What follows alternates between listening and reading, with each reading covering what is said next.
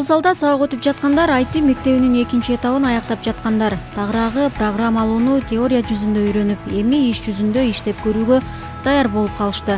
Окуучулардын жаш курагы ар кандай, эң кичүүсү 16 жаш. Алардын катарында 43 жаштагы Шаттык Шаршеева бар. Анын кесиби корей тилинен котормочу. Бир эле убакытта гидтин кызматын аткарат. 50 жаштан кийин да жумушсуз калбаш үчүн IT адистигин окуп үйрөнүп жатыптыр. Ал тармактын эң жакшы жагы жумушта жаш өзгөчөлүк. Дипломдун мааниси жок. Эң башкысы өзүңдөгү билим экен дейт. Кореецтерге гид болуп иштегенде эле мага жагат. Бирок гид болуп иштегенде мен дагы бир 5 жыл же 10 жылдын аралыгында иштей алат экенмин. Эми мен азыр 43 жаштамын. 53 жаштан кийин уже антип иштегенге мүмкүн эмес.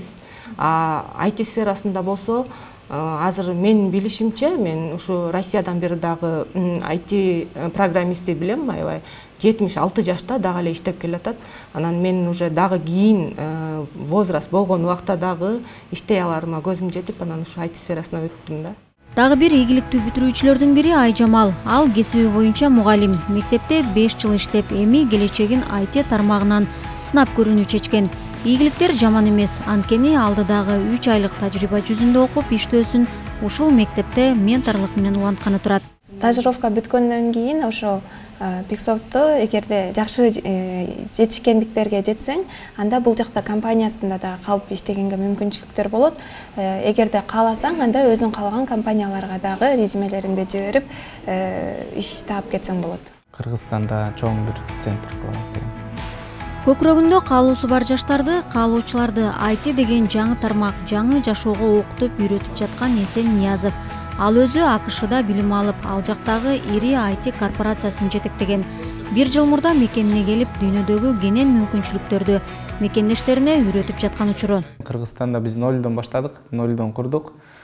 Ошон үчүн баягы жүздөгөн, 500 адамдарды пока жумушка киргизе элекпиз, бирок салыштырмалуу биздин да бүтүрүүчүлөр, вот жакында эле 3-чү бүтүрүүчүлөрүбүздү бүтүрдүк. 30-50 арасы бүтүрүп, ийгиликтүү түрдө ар кайсы компанияларда, биздин компанияда же дагы башка компанияларда иштеп атышат. Америкада деген корпоративдик культура, компаниялар, корпорациялар канча 100 жылдагандан бери түптөлүп, бир эле компанияда миңдеген, мүмкүн 10 миңдеген адамдар иштейт.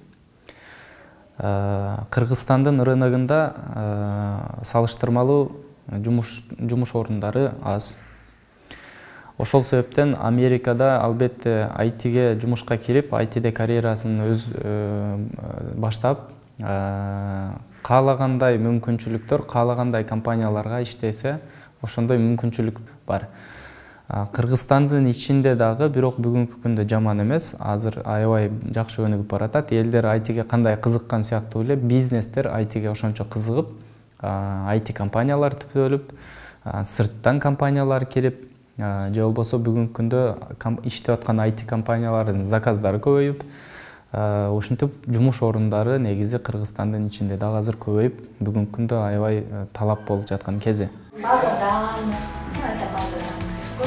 Айтишник же санариптик программаны иштеп чыккан адис ийгиликтүү болуш үчүн кандай жөндөмгө ээ болуш керек деген суроо жаралат. Биринчиден, адам өжөр болуш керек, анан максаттуу болуш керек. Бул нерсени мындай жөн эле бир тил, англис тилди же немецкийди үйрөнө тургандай эле тил курстарына келгендей келбеш керек адам. Айтишник болуп, жакшы ийгиликтүү болуп, жакшы айлык майныларда иштеш үчүн албетте кыйынчылыктан өтүш керек адам. Ошол кыйынчылык болуп аткан кезде, эгерде чындыгында өзү кызыгып, өзүнүн мындай ичинде жанган оту болбосо, мүмкүн таштап коюшу мүмкүн. Экинчиден, мындай объективдүү көз караш менен караганда, эмне конкреттүү түрдө кандай таланттар болуш керек дегенде, бул жерде математика, физика деген көп деле тиешеси жок, чындыгын айтканда. Мүмкүн анын тиешеси бар эле, 5-6 жыл же болбосо 10 жыл мурда. Ал кезде деген бүгүнкү күндөгү технология, бүгүнкү күндөгү инструменттер жок болчу. В итоге элдер өзү чындыгында алгоритмдерди жазып, өзү формулаларды түзүп, математиканын, физиканын чындыгында кереги болчу.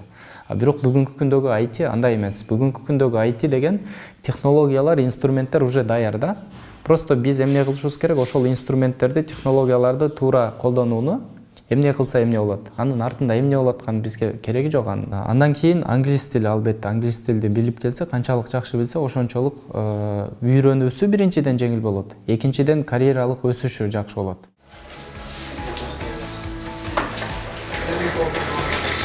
IT адисинин акысы Кыргызстанда айына орто эсеп менен $1000 $10,000 чейин.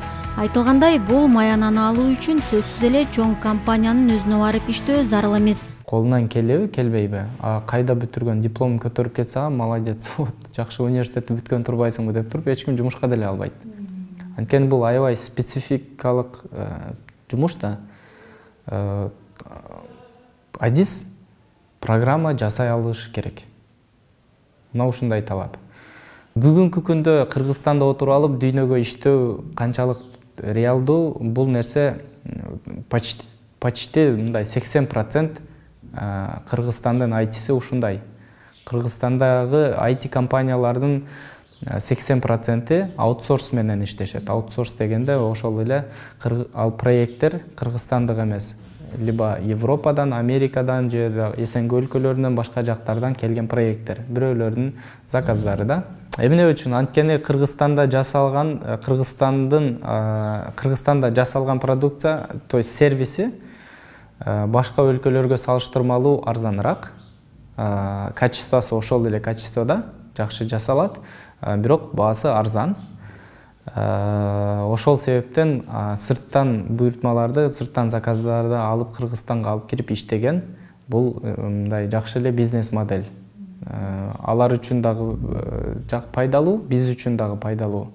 Эсен Ниязов ачкан мектепте студенттер 3 түрдө окушат. Эң негизги өзгөчөлүгү окутуу кыргыз тилинде болуп, IT технологиясы менен бирге англис тили да үйрөтүлөт. Ар кайсыл жактан бар.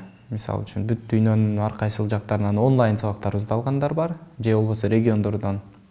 Анан Бишкекте бул кампуста жүргөн студенттерибиз бар.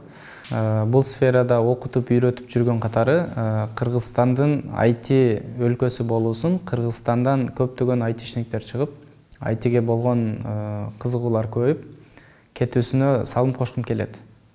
Как жөнөкөй бир кыргыз жигит катары, бул нерсени кыла ала турган адам катары, ушул боюнча мен салым кошкум келет. Ал эми бизнес көз карашы катары Кыргызстандын ичинде туруп, Кыргызстанда отуруп, жүздөгөн, миңдеген айтишникти, балдарды, кыздарды, таланттуу кыздарды, балдарды жыйнап, ушул Кыргызстанда отуруп алып, мындай чоң кампустарда, офистерде отуруп алып, дүйнө жүзүнө ачылып, Америкада, Европада, деги эле дүйнө жүзүндөгү көптөгөн проекттерди компанияларга ушундай мээни экспорт кылып, то есть мээбиз менен кызмат көрсөтүп, сырттан алардын акчасын Кыргызстанга алып келип, өлкөнүн экономикасына кандайдыр бир деңгээлде салым кошуп, ошол эле учурда Кыргызстанда отурган айтишниктердин өзүнүн жеке экономикасына салым кошуу. Бул нерсени жасоо үчүн бизге жүздөгөн, миңдеген кыйын, аябай таланттуу жаштар, кыздар, балдар керек. Алар бүгүнкү күндө жок. Аны жасаш үчүн биз көчөдөн издеп таап келе албайт экенбиз. Ошон үчүн биз аларды окутушубуз керек. Өзүбүз окутушубуз керек, өзүбүз үйрөтүшүбүз керек. Ошондуктан бул биздин мектебибиздин дагы ролу, биздин өзүбүздүн жанагы айткан максатыбыздын фундаменти да. Мектебибиздин кыргызча окуткандыгыбыздын дагы бир себеби мына ушул. Чындыгында аябай кыйын балдар бар. Айылда өскөн эле кыргыз тилдүү балдар да. Эгерде ушул сыяктуу, биз сыяктуу кыргызча окуткан, үйрөткөн, ушундай мүмкүнчүлүктү түзүп берген бир программа жок болсо, эми аларда даже шанс жок да. Мындай айтканда, өзүнүн талантын, өзүнүн жөндөмдүүлүгүн мына ушул IT-де боло тургандыгын даже алар түшүнүшпөйт. Ошол себептен биз кыргызча ушундай платформа түзгөнбүз, чтобы бардык кыргызстандык элдерге, бардык кыргыз тилдүү балдарга, жаштарга шанс болсун.